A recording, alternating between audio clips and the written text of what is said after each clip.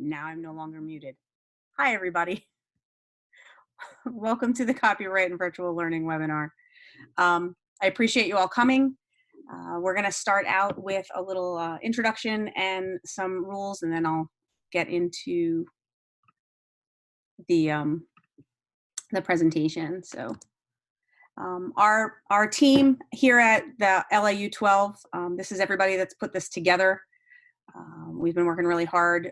This was a team effort from our Educational Technology Services, Special Ed, and Educational Services divisions at IU 12. If you are looking to get in touch with me directly, this is me. My name is Melissa Ann Piro. I am a staff developer here at the IU, and I recently left the 11th and 12th grade English language arts classroom. So webinar meeting norms. If you notice, your chat microphone and camera have been disabled because there's so many people in the room. So we'd like that if you have any questions, please just post them to Q&A. I have two other people here with me, Nicole Bond and Matt McLaughlin, and they will be fielding those questions while I'm speaking with you. And then if you have any other further questions, you can meet up with me for my office hours, or you can send me an email directly. At the end of this, there is a link to earn your Act 48 credits if you're a PA educator. So please feel free to fill that out as well. We have a bunch of IU resources here. You will be directed at the end of this to receive Act 48 credit. Just make sure that you have your PPID handy. We are archiving all of the webinars at this link, and you can reach that from our LearnOn website. And this is our website address. It's learnon.iu12.org. We do want to talk quickly about changing expectations for online learning.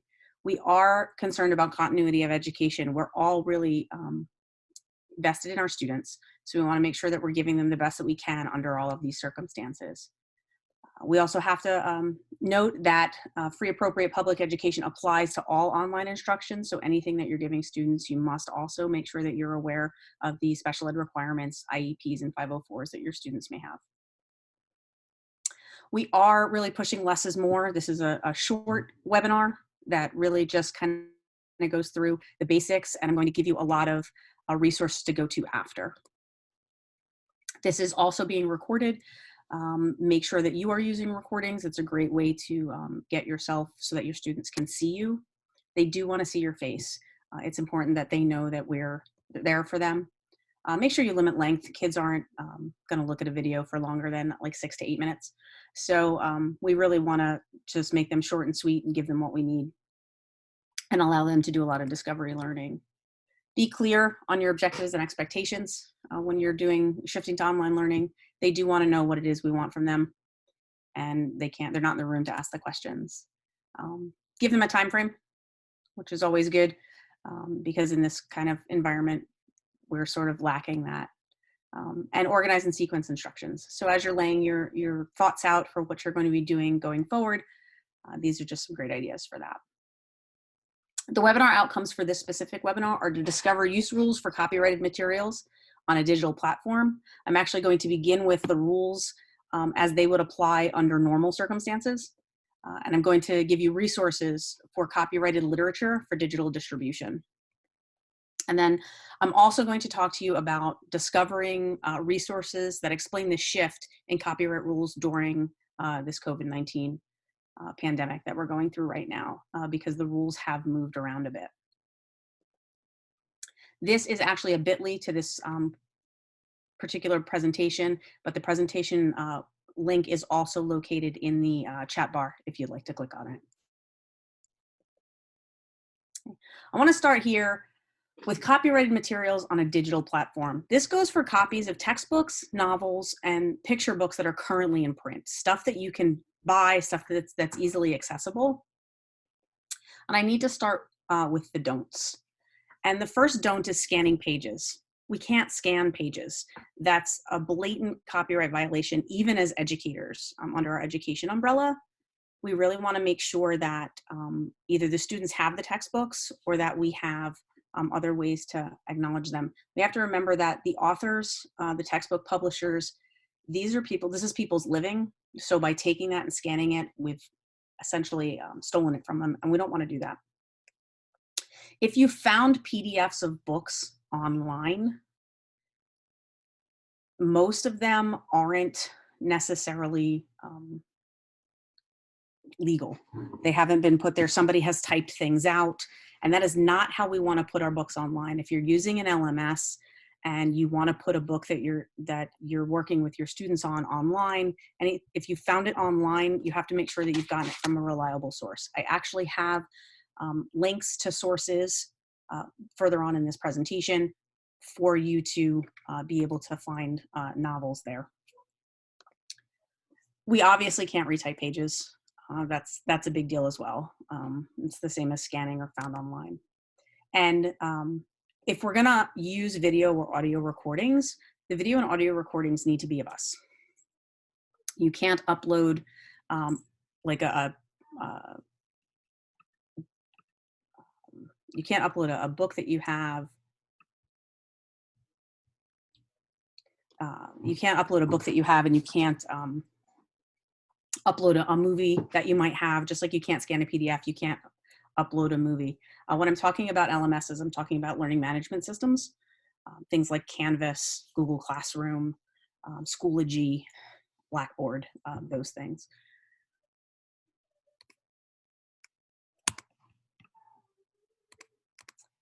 The do's. There are some do's. There is a lot of information when it comes to what's in the public domain, things that are sort of open resource. So I'm just going to click there for a minute and bring us over here. This is actually from Cornell University, but it is the copyright term and public domain use in the United States. And by definition, anything that was never actually published, unpublished works before 1950, works that were created before 1900 are all in the public domain. So they are things that we can make copies of and we can post up there without violating copyright. We register things in the United States for copyright. We did until the late 80s. And so this is a whole list of information for you so that you can look at the dates that are available and what's here. This is a fantastic resource for even your regular classroom. Outside of public domain, we can use excerpts, okay? The general rule for excerpts tends to be less than 2 pages of something or 10% of the work. In some of the research that I've done recently, some publishers are allowing 20% of the work, and it depends on the publication company. One of the things we do have to remember when we're talking about copyright is that we need to remember that copyright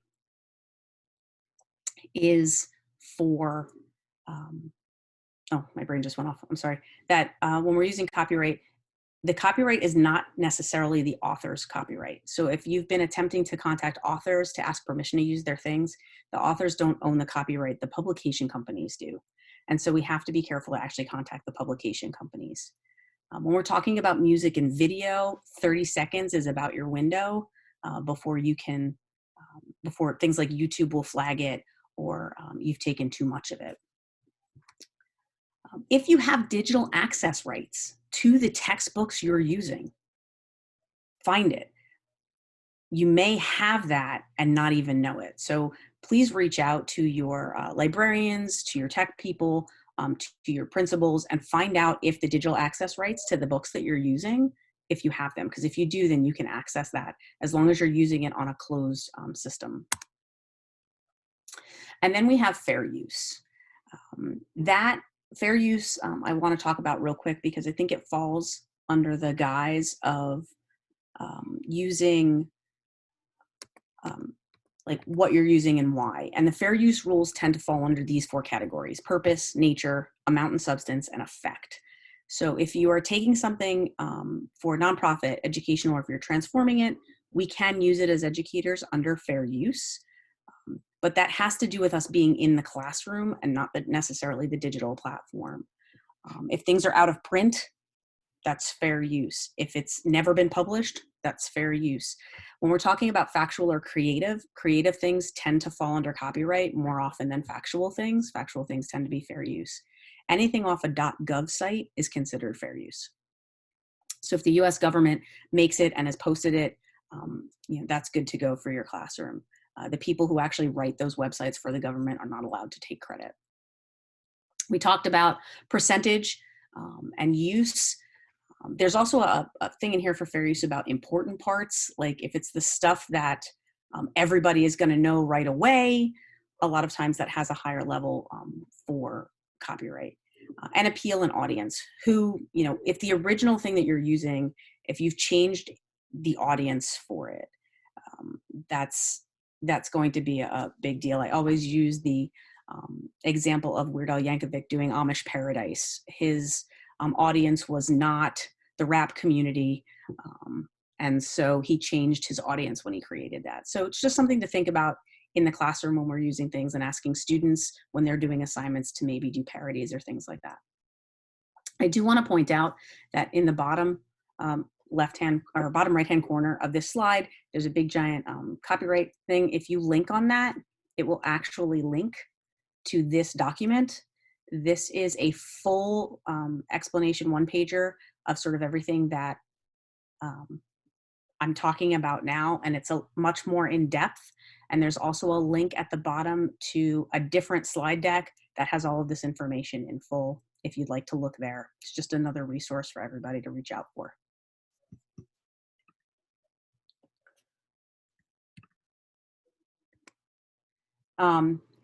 As far as the COVID-19 publishers guidelines, I've found a lot. And so the first one that I found was that you do have to ask permission to the publisher. The publishers are the ones who own the rights. And so that's what publishers are actually asking, reaching out and asking us to do. They are asking, a lot of the websites that I found are asking for permission statements, saying, I'm reading this book and I'm reading it with permission by, and the name of the Simon & Schuster or HarperCollins or whoever the publishers are. So they're requesting those statements. They're also doing some differences between live streaming and recorded.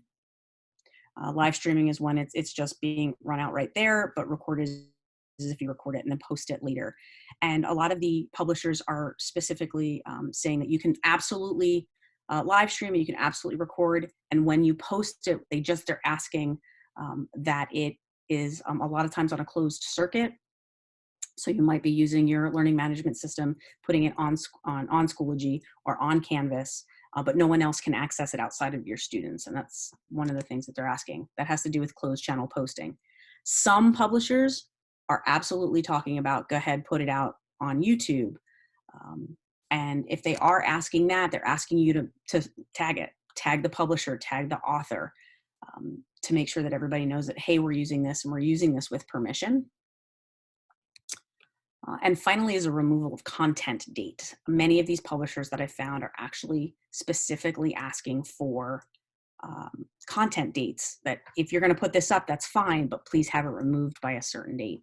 And I went out to look for some sources, and there are two here. Kate Messner is a children's author, and she actually put this website together. And if you take a look, it covers Chronicle books. It covers Scholastic. Bloomsbury Kids does not apparently have a guideline set up. The information is there. Candlewick is here. And they're all very similar. I did read through them all. Here's Little Brown, Boyds and Lowe, Lee and Lowe, Simon & Schuster. So this covers so many of the books that we've been, or the pieces that we've been using. In addition to that, the School Library Journal posted this website. And this was also great because this one originally, the first one here is Disney. And that's a big one because Disney is very specific with their copyright. They're actually giving you someone to actually reach out to ask whether or not you can use their books, their stories. So I think that these are absolutely fantastic resources for us as teachers to kind of reach out to. So if you're in elementary school and you're doing a read aloud, please check for the publication of the book, ask permission from the publisher, get your name out there. And if you're going to post it, make sure that you give their name and you give shout outs to the authors and the publication companies. They've all been really open about the situation that we're under, and they want to keep kids reading, but we need to make sure that we do it properly. The last two slides I have here are for resources. This digital gallery is a fantastic resource. Actually, all of these are links. This digital gallery is a Google Doc that will bring you to a description of all of the things that are on this page. Common Lit is a free for use source that gives all kinds of articles and information that you can use for students for reading comprehension, asking questions, and it covers a lot of current events. Project Gutenberg is one of my favorites. Project Gutenberg is a fantastic website that has all free ebooks, and you can search it by specific book, you can search by category, you can search by catalog, and there are so many on here that there's over 60,000 free ebooks here. So if you're looking to do a novel and you want to put it up on your system, this is a great one to use. Again, all of these are similar to that. No Fear Shakespeare, if you're in your secondary and you're using Shakespeare, this is a SparkNotes website. No Fear Shakespeare has been fantastic. It's got both the Shakespearean language and sort of a modern American translation, which is wonderful. Poetry Foundation is covering a lot of poetry that you might want to cover and be able to put out there. And the National Archives and Docs Teach are great for primary resources, like the primary source for information, for pictures, articles, letters, if you're looking for single, like first time or primary resources. So please feel free to jump around in any of these. You do have the link, and the reason that we gave you the link was that you could have these. I was in Docs Teach the other day, and it brings, you can explore it by source document. And there's actually some educational stuff on that site as well. The last page I have here are free and fair use tools for audio and video. When we're asking our students to create stuff, it's really important that not only we follow the copyright laws that exist, even with the opening up with COVID, is that we also want to make sure that we cover that the students understand that they have to give credit. So all of these sites can actually filter through to make sure that you've used the images and the audio correctly. Adobe Spark is a set of free, it does web pages, it does posters, and it does videos, and it will automatically pull from its source and it will cite things at the end. I think many of us have used Google image search. You can actually clear for usage rights to make sure that you can reuse that information. Pexels, Unsplash, Photos for Class, and Pixabay are all photo pages. They can give you free, Pix for Learning and Flickr CC are also all photo pages that will give you usage-free rights for images. Filmstro and Incompetech are both audio. And what it does is it gives you a ton of audio options. Incompetech is one of my favorites if you're looking to put audio out there, is that you can actually click on a piece and listen to it.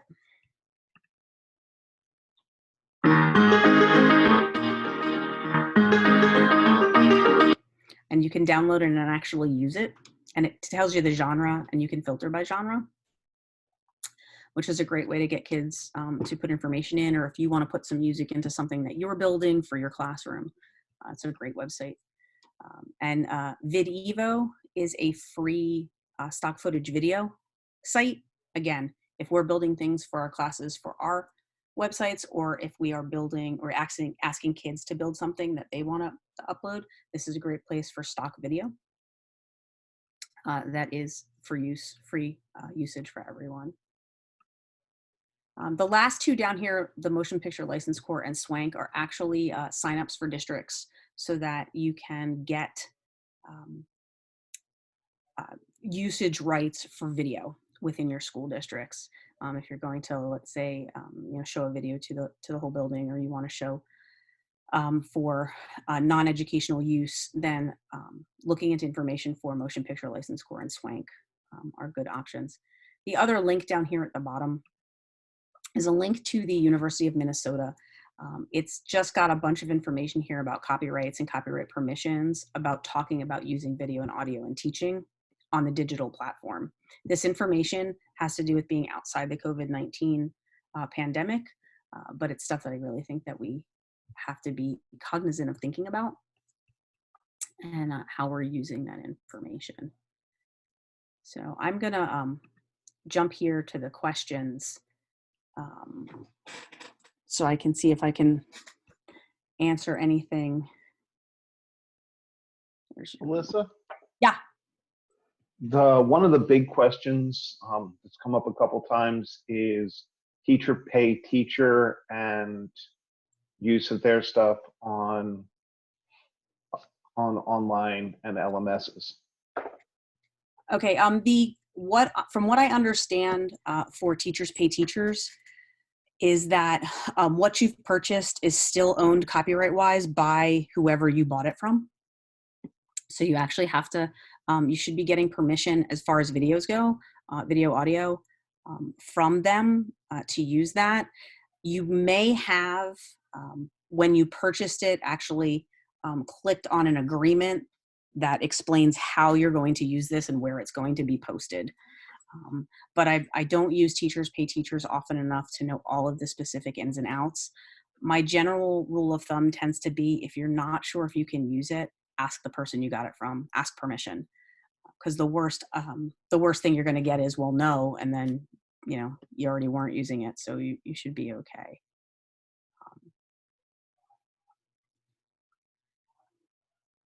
What else do we have here? Teachers pay teachers, another question. Yeah, we're going to go back, just reiterate that we really have to ask the publishers. I did find an author online who was saying, please use my stuff. You can use whatever you want. Every author is allowing that, and that's not necessarily true. I found another author who posted a tweet specifically saying, everybody give me some time. I'm asking my publisher if I can actually read my own stuff online for students. And that author got permission from her publisher to do like a first chapter Friday read. So even under this, that was just something that they had to do. So we do want to be careful. A lot of what we're talking about is going to be in a closed circuit situation. So if we are going to post it, you are going to post it on YouTube in order to load it into, let's say, Schoology or Google Classroom. Make sure that your YouTube channel is closed and only available to the students that you're going to open it up for. Please pay attention to the takedown dates. Right now, many of them, they started out as April 30th, but they've been shifting to June 30th. But please make sure per each specific publication company that you're abiding by their rules. It's also really good modeling for kids, that they know that we're following the rules that are out there for us as well.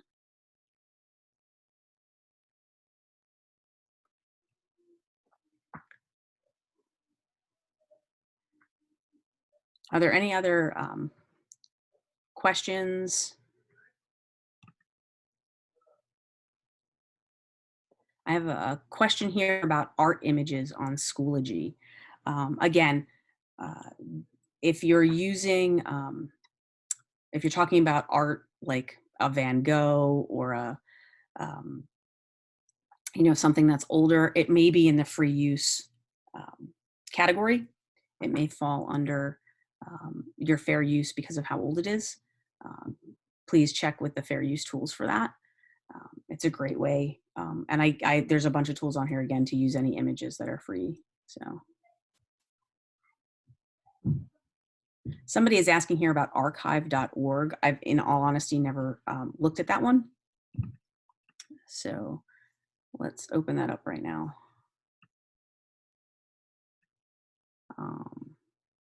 Nonprofit library. A lot of times when you're at a library is going to allow you as a personal user to use it and not to be distributed larger than that. So we do have to double check. I will check out this website and get back to all of you there. Someone also posted here to absolutely use your librarians as resources. Your librarians are trained 100% copyright. They know what the rules are, they know what the laws are, and they know what copyright your schools have. Many librarians right now, if they're buying ebooks for the district, for kids to download on their devices to read from the library, there may be more than one copy distribution availability. So you can certainly ask about how many copyright licenses you have to bring an ebook up. So that was great. Thank you for dropping that on there. Our librarians are a key to this.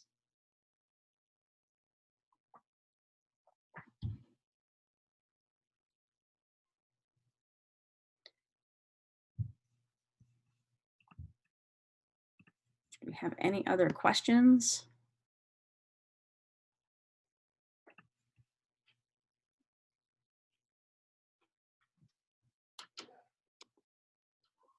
I have somebody here. If you're having trouble finding links to anything in the slide deck, please just go all the way to the beginning, download the slide deck, because all of these are hot.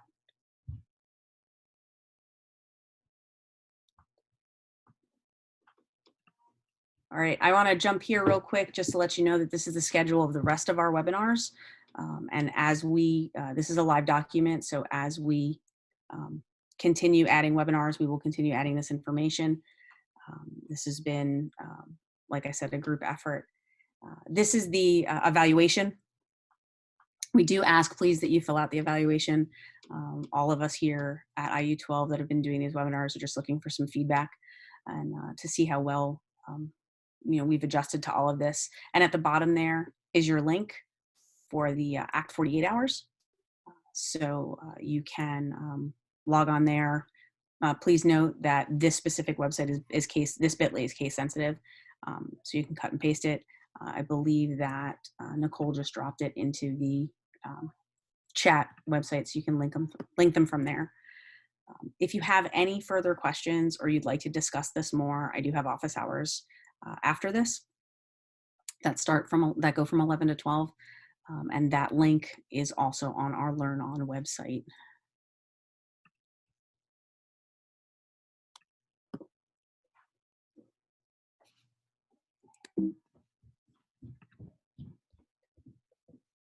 If any other questions, comments, if anybody's got any resources that they can add to this, I've been procuring these for a couple of years now, so I'm just trying to make sure that everybody has what they need.